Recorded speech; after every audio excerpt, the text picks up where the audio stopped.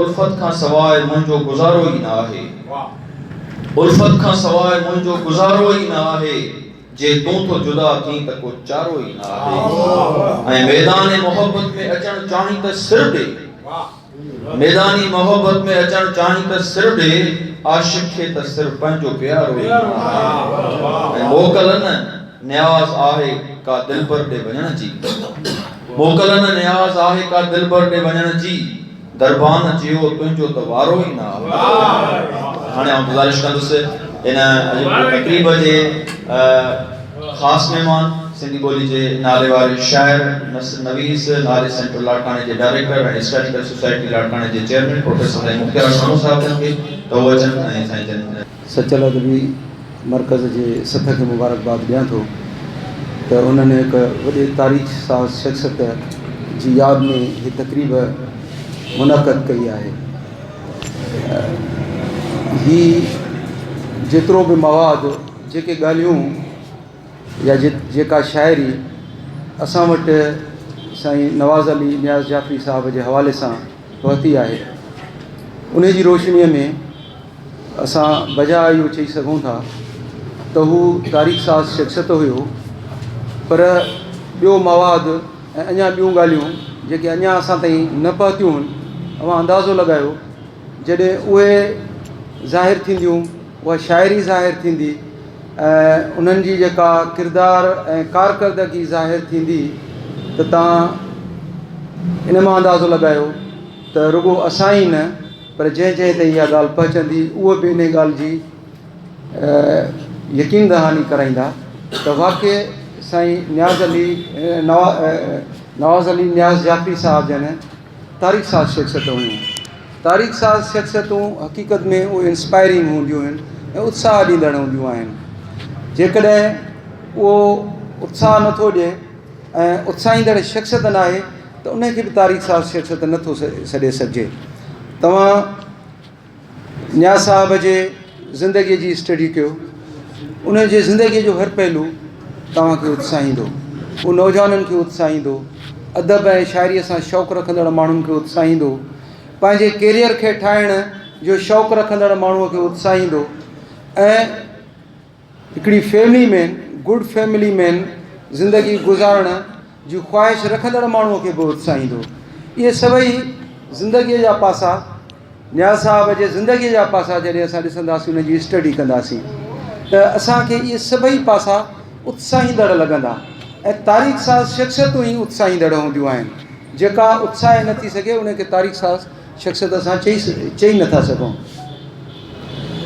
Career जे हवाले सां अवां ॾिसो, उन्हनि जो वाल साहब जन जी वफ़ात थी वई, उन्हनि जे मामा साईं जन मोहम्मद परेल जन उन्हनि जी पालना कई, उन्हनि जी तरबियत कई ऐं उन तरबियत खे हासिलु करे उन पंहिंजे कैरियर खे अॻिते वधाइण जे लाइ जतन कया।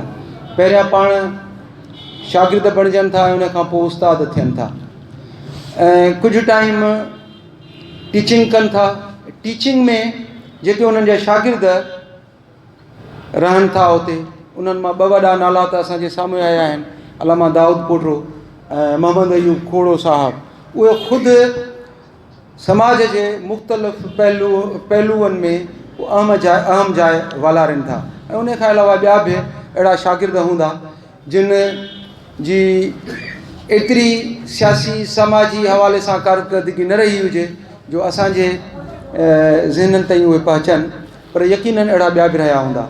उनखां पोइ हू पंहिंजे कैरियर वारे हवाले सां ॾाढो हिकिड़ो उत्साह रखंदड़ माण्हू आहे, उनखे वरी चेंज थो करे, वरी जेलर बणिजनि था उहे, कुझु टाइम जेलर रहनि था, उनखां पोइ अञा ताईं बि हू पंहिंजे कैरियर मां सेटिस्फाई न आहिनि ऐं वरी उनखे अञा इम्प्रूव करण जी कोशिशि कनि था ऐं हू रेवेन्यू में ऑफिसर बणिजनि था, वरी रेवेन्यू जो इम्तिहान ॾेई करे हू मुख़्तियारकार बणिजनि था।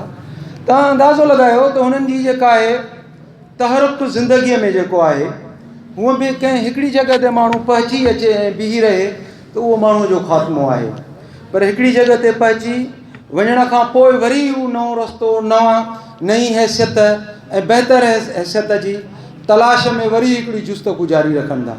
हाणे ज़िंदगीअ जो हुननि जो इहो ई पासो अॼु जे असांजे नौजवाननि जे लाइ तमामु वॾो उत्साहींदड़ आहे। जेकॾहिं इहो अनफोल्ड थिए पासो अञा वधीक। हीअ त थोरियूं थोरियूं ॻाल्हियूं आहिनि, मुख़्तसिर ॻाल्हियूं जेके असां वटि पहुचनि थियूं, पर जॾहिं हुनजो ख़ानदान हुन सां उन ज़माने में रहंदड़ माण्हू जेकॾहिं लिखी विया आहिनि हुनजी ज़िंदगीअ बाबति, उहो मवादु असां वटि पहुचे त इन हवाले सां अञा तमामु वॾियूं हक़ीक़तूं पहुचंदियूं। हुननि जी शफ़क़त उन हवाले सां साईं अनीस अंसारी साहिब जन हिकिड़ो मज़मून लिखियो मेराण रिसाले में जेको छपियो कंहिं ज़माने में, उन में उन्हनि जी शफ़क़त जी उन्हनि ॾाढी वॾियूं वॾियूं ॻाल्हियूं कयूं त केॾा शफ़ीक़ माण्हू हुआ। ऐं हुननि लिखियो त हिकिड़ो दफ़ो मूंखे सॾे, मां रस्ते वेंदे वञा पियो, मूंखे सॾे चई त छा कंदो आहीं? चयोमांसि त मां पढ़ंदो आहियां। ऐं कहिड़ी जमायत में आहीं? जेका बि जमायत हुई उन जे लाइ ॿुधाई त मां उन में पढ़ंदो आहियां। उन चईसि चङो तूं मैट्रिक करण जे लाइ ॿाहिरि वेंदे, मां चई मूं वटि पैसा कोन्हनि, चई तुंहिंजो ख़र्चु सॼो मां भरींदुसि। ऐं इहा ॻाल्हि जी जॾहिं मां अचे घर में पंहिंजे उमिरि रसीदा औरतूं हुयूं ॾाॾीअ सां कयमि त उन्हनि चयो त बाबा तूं घर में त कोई ॿियो मर्द रहियो ई कोन्हे, हाणे तूं ई आहीं जेको असांखे संभाले, तूं असांखे छॾे ऐं ॿाहिरि कीअं वेंदे? त इहा तमामु वॾी ॻाल्हि आहे। उन्हनि न्याज़ साहिब जंहिंजे लाइ चयो आहे त हुननि चयो त तूं वञ ऐं मां ख़र्चु मां भरींदुसि। ऐं हुननि चयो आहे त इहा ॻाल्हि रुॻो हुनजी लफ़ाज़ी न हुई, छो त हिन खां अॻु में ईअं ॿिनि माण्हुनि खे, ॿिनि ॿारनि खे ईअं न्याज़ साहिब जन पंहिंजे ख़र्चे ते पढ़ाए चुका हुआ या उन्हनि जो ख़र्चु भरियनि पिया हुआ। त इहा उन्हनि जी शफ़क़त जो आलम इहो हुयो त हू न रुॻो पंहिंजे कैरियर खे ठाहिण जे लाइ हू जुस्तजू करनि पिया, पर पंहिंजे मोहल्ले में रहंदड़ नौजवाननि जे मथां बि उन्हनि जी एॾी वॾी शफ़क़त हुई। ऐं अहिड़ो ई वरी हिकिड़ो ॿियो तजुर्बो अनीस अंसारी साहिब जन शेयर कयो आहे त शहदाद कोट में मूंखे क्लार्की मिली ऐं मां ऑफिस में क्लार्क हुउसि। जीअं मां हुते वञी जॉइन कयुमि त कंहिं क्लार्क सां मुंहिंजी अणबड़त थी पई, उन सां तलख़ कलामी बि थी। त सुपरवाइज़िंग ऑफिसर हो या ऑडिटिंग ऑफिसर, जेनेटिस बि लिखियो अथनि, मां अंदाज़ो बि लॻायां त जेनेटिस ऑफिसर या कहिड़ो थी सघे थो, या उहो प्रूफ जी ग़लती हुजे या मुंहिंजी नॉलेज में न हुजे, उन ज़माने में को अहिड़ो उहिदो हुजे। माना उहा बाला हैसियत हुई उन ऑफिसर जी। उहो ऑफिसर साईं न्याज़ साहिब जन हुया। ऐं जॾहिं साईं न्याज़ साहिब जन खे उन्हनि क्लर्क दाह ॾिनी त न्याज़ साहिब जन मूंखे सॾाए ॾाढियूं रहड़ियूं ॾिनियूं ऐं ॾाढी कावड़ सां कावड़ जो इज़हार कयुनि, जंहिंमें मूंखे ॾाढो ॾुखु थियो। ऐं मां सोचियां पियो त मां संदन पाड़े जो बि आहियां, एॾा शफ़ीक़ बि रहिया आहिनि, एॾा मोहबत कंदड़ बि रहिया आहिनि, ऐं अॼु मूंखे ईअं हू दड़का ऐं दहमान कनि था पिया। ऐं हू क्लार्क जेको ॿियो जेको शिकायत खणी वियो उहो ॾाढो मुतमिन थी ऐं निकिरी वियो। ऐं उन खां पोइ वरी मूंखे सॾायो न्याज़ साहिब जन, अनीस साहिब जन लिखंदा, मूंखे वरी सॾाए ऐं विहारियनि बिस्किट को स्पेशल उहे बि ॾिननि। ऐं उन खां पोइ ड्राई फ्रूट जो हिकिड़ो पैकेट हुयो मूंखे ॾेई छॾियनि ऐं ॾाढो शफ़क़त जो हथ बि घुमाए छॾियनि। हुन चयो त जेकॾहिं मां तोखे इन ग़लतीअ ते न दॿाया हा ऐं हिदायत न कया त हुनखे बि ॾुखु रहिजी वञे ऐं तुंहिंजी बि इम्प्रूवमेंट न थिए हा। ऐं इन खां अॻु जो बि हिकिड़ो उन्हनि अहिड़े ई नमूने सां वाक़ियो लिखियो आहे जेको संदन नंढपण में थियो।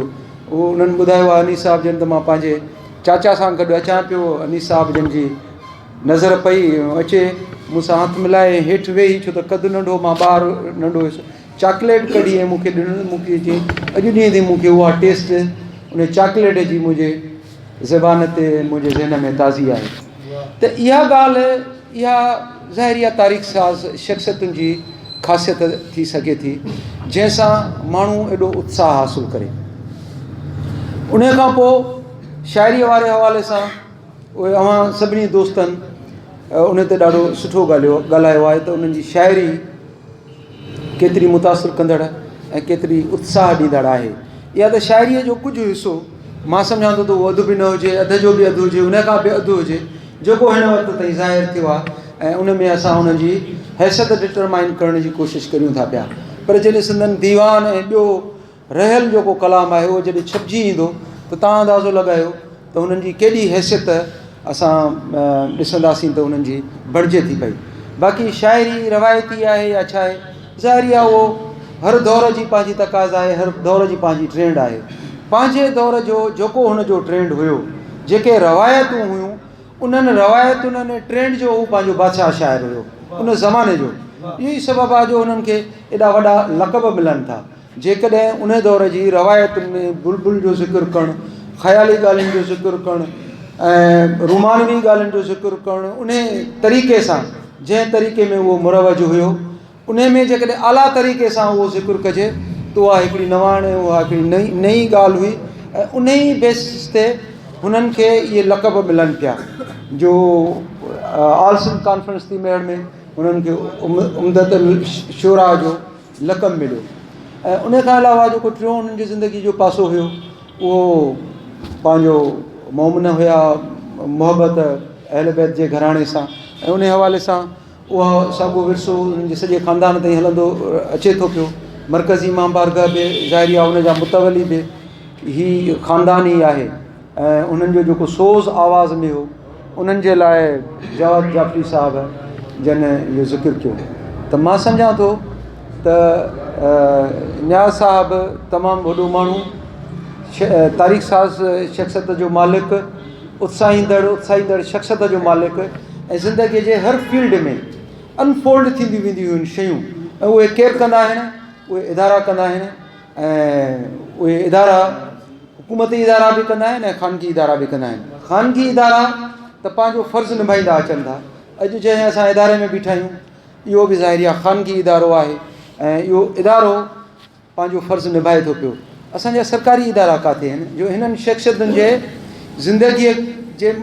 ज़िंदगीअ ते तहक़ीक़ कराए ऐं पोइ जेके माणिक मोती उन्हनि खे उन्हनि मां हथ अचनि, उहे असांजे नई नसुल ॾांहुं ट्रांसफ़र कनि। इहा खोट आहे असांजे इदारनि जी, जेका असां सभई महसूसु कयूं था पिया। ऐं हक़ीक़त में असांजो ही हाउस गॾिजी इन ॻाल्हि जो मुतालबो बि करे त इहे जेके असांजा सरकारी इदारा, इल्मी अदबी इदारा इन पर्पज़ जे लाइ जेके ठाहिया विया आहिनि, उन्हनि खे खपे त उहे पंहिंजी निगाह सॼी सिंध ताईं फैलाइनि ऐं ॻोल्हनि त हिन नौयत जूं जेके तारीख़ साज़ शख़्सियतूं असां वटि जनम वरितियूं ऐं हलियूं वियूं पंहिंजो कारकर्दगी ऐं किरदारु ॾेखारे, उन्हनि जी ज़िंदगीअ ते, उन जे कलाम ते, उन जे कम ते तहक़ीक़ करे ऐं उतां जेको हासिलु थियो उहो ट्रांसफ़र कनि। मां आख़िर में वरी मोहतरम जवाद जाफ़री जो, सजा साहिब जो, साईं डॉक्टर बशीर अहमद शाह साहिब जो ऐं सचल अदबी मर्कज़ जे समूरे सद जो शुक्रगुज़ार आहियां जिन दावत ॾिनी, इज़त भरी जाइ ते विहारियो ऐं ॻाल्हाइण जो मौक़ो ॾिनो। महिरबानी।